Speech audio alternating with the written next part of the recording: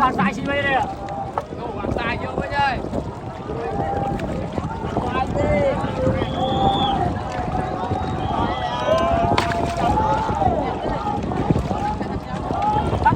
Sẵn đây.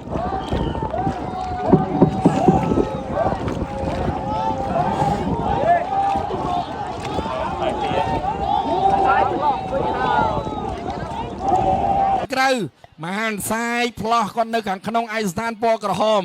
បាទកំពុងតែចាក់យោងលឿនណាបាទយ៉ាងម៉េចហើយសម្រាប់ជើងទី2បាទជើងទី2បន្ទាប់ពីជើងនេះបុកធរវេលាឲ្យឡើងទៅមួយជើងទៀតបាទអូយបាទសាយហាក់ដូចជាថប់ថយកម្លាំងហើយឥឡូវនេះបាទមហាខ្លាក្រហមក្នុងបន្ថែមលបឿនល្អមែនទែនបាទអ្នកបាធាយកំពុងចាមលោកគ្រូអើយចាប់ឲ្យខាងលោកគ្រូឈ្នះបាយខ្លាក្រហមស្រុកបាធាយបាទលឿនណា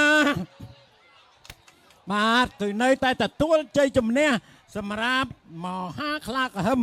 ដែលមកពីខាងបាធាយបាទនៅឃុំ